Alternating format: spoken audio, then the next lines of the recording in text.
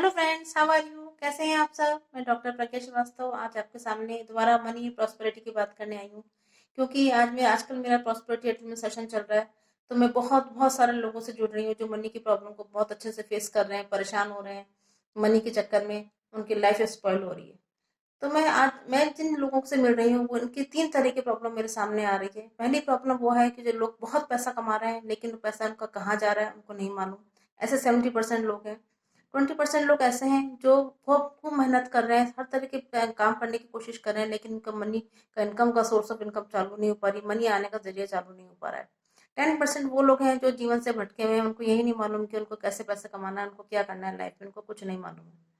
आज मैं उन 70% लोगों की बात करूंगी जो बहुत मेहनत करके इतना पैसा कमा रहे हैं लेकिन उनके पास पैसा टिकता नहीं है। फ्रेंड्स, देखिए, हमें ये जानना है कि हम इतने मेहनत कर रहे हैं, खूब हमारे पास हस्बैंड भी पैसा कमा रहे हैं, वाइफ भी पैसा कमा रही है, किराया भी आ रहा है, हमारे हर तरफ चारों तरफ से हमारे पास इतना पैसा आ रहा है, फिर भी मंथ के लास्ट आने तक हमारा सारा पैसा खत्म कैसे हो जाता है? इसका कारण क्या है? मनी क्या है? लक्ष्मी है, माँ लक्ष्मी है। हम माँ लक्ष्मी हमसे क्यों रूठी हुई है? अगर हम माने रूठी हुई तो हमारे पास आ क्यों रही है? आ रही है तो फिर टिकती क्यों नहीं है?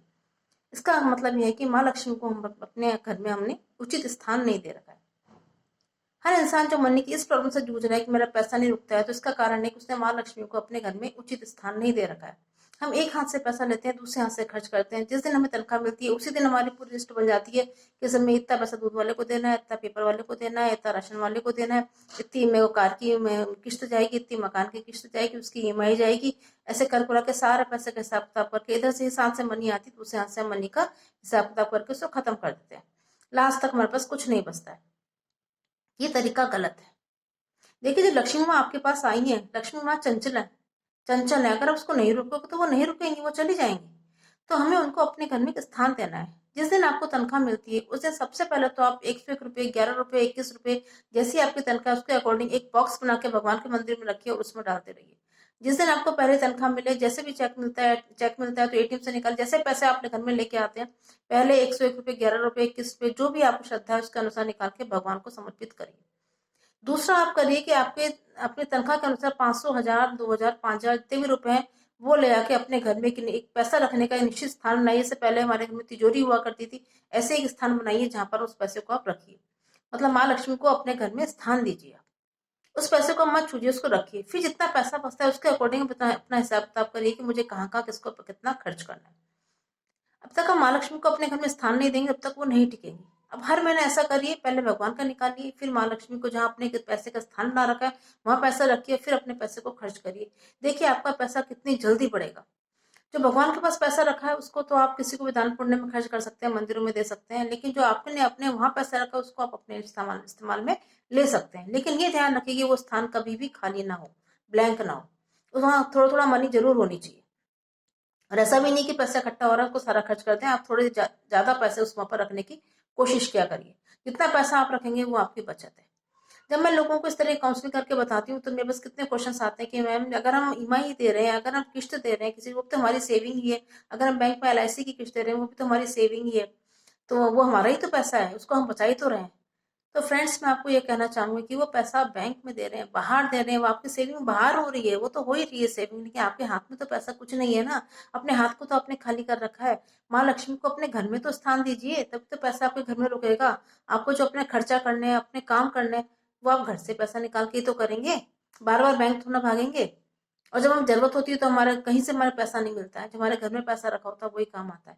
मैं ये भी नहीं कह रही कि बहुत सारा पैसा घर में इकट्ठे करो, क्योंकि आजकल जमाना नहीं है कि इतना पैसा घर में रखें आप।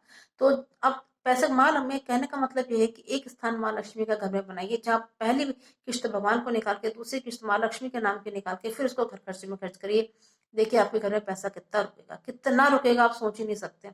सारी बचत होगी आपकी, और आपका पैसा किसी भी नेगेटिव वे में, ड्रिंक वगैरह में या शराब, वो नशा, नॉन वेज वगैरह खाने में या गलत आदतों में खर्च कहीं भी नहीं होगा, और आपका पैसा पॉजिटिव वे में खर्च होगा। दूसरी चीज क्या होती है, हमारे घर की लक्ष्मी क्या होती है? झाड़ू हमारे घर की लक्ष्मी होती है, जो हमारे घर की दरिद्रता को, हमारे घर की गंदगी को साफ करके बाहर करती है। हम जब भी कोई नई झाड़ू लेके आए उस पे हम एक कोरा कपड़ा फाड़ के, कतरन फाड़ के उस पे धागे की तरह, कलावे की तरह उसमें हमें बांध के फिर झाड़ू को इस्तेमाल करना चाहिए। क्योंकि झाड़ू माँ लक्ष्मी, तो उसको भी हम अपने घर में स्थान देना है, उसमें कलावा बांध के उसको दरवाजे के पीछे छुपा के रखना चाहिए, उसको स्थान देना चाहिए। अगर हम स्थान नहीं देंगे, उसमें धागा नहीं बांधेंगे, कपड़ा नहीं बांधेंगे, तो वो हमारे घर की गंदगी के साथ साथ हमारे घर की धन संपदा को भी झाड़ के बाहर कर देगी। हमारे घर में जितनी परेशानी है, सब उसके साथ साथ, हमारी परेशानियों के साथ साथ, गंदगी के साथ साथ, हमारे घर की संपन्नता का, प्रॉस्पेरिटी को भी निकाल के बाहर कर देगी। क्यों? क्योंकि हमने लक्ष्मी को अपने घर में स्थान ही नहीं दे रखा है। तो क्यों रोकेगी हम इस चीज को? वो तो चंचल है, वो चली जाएगी लेके, सब कुछ लेकर चली जाएगी जो उसके पास है। इसलिए झाड़ू की भी इज्जत कीजिए, उसको रेस्पेक्ट दीजिए, उसको एक कोरा कपड़ा बांध के अपने घर पे छुपा के रखने की कोशिश कीजिए। तीसरी चीज आपको क्या करनी है कि अपनी हाथ सुबह उठने के बाद अपने हाथ की दोनों हथेलियों पर, अगर आप रेखी जानते हैं तो रेखी के 1 to 1 सिंबल बनाइए, मनी सिंबल बनाइए, और अगर रेखी नहीं जानते हैं, दोनों हाथों पर सतिया बनाइए। अपने हथेलियों को थोड़ी देर देखिए, क्योंकि हाथ ही हैं जो मनी को रिसीव करते हैं और देते हैं। इन हाथों को आपको रोज सुबह उठ के आपको एक्टिव करना है और मनी को रोकना है। हमारी कुछ आदतों का सुधार करने के साथ ही मनी रुकने लग जाएगी। मनी कोई ऐसा नहीं कि हमारे को ग्रह खराब है या कुछ है। अगर ग्रह खराब होते हैं या स्टार्स वीक होते हैं तो आपके पास मनी आती ही नहीं। आपके पास मनी आ रही है, इसका मतलब है कि आपके स्टार्स तो बहुत अच्छे हैं, आपके योग बहुत अच्छा है, लेकिन आप उसको ढंग से संभाल नहीं रहे। आप माँ लक्ष्मी की इज्जत नहीं कर रहे हैं। इसलिए माँ लक्ष्मी की इज्जत कीजिए, उनको अपने घर में स्थान दीजिए, और देखिए प्रॉस्पेरिटी कितनी रात दिन जोगनी बढ़ती है और धन संपदा से फल जाता है। और पैसे को पॉजिटिव खर्च करने की कोशिश कीजिए, छोटा मोटा दान भी करने की कोशिश कीजिए। कोशिश कीजिए कि कभी भी अपने हाथ से, बच्चों के हाथ से, कैसे भी करके कभी भी जाके कहीं भी दान भी करने की कोशिश कीजिए। अपने इनकम का थोड़ा सा हिस्सा, 1%, आधा परसेंट, कुछ भी हिस्सा दान करने की कोशिश कीजिए। आप जैसे कहते हैं ब्लड जितना डोनेट करते हैं उतना बॉडी में ब्लड बनता है, उसी तरह हम जैसे जितना दान करेंगे उतना पैसा हमारे पास वापस आता है। लेकिन दान जो आपका, अगर आपके पास कुछ है तो दान करिए, नहीं है तो आपको दान कर इतना बहुत ज्यादा दान करने की जरूरत नहीं है।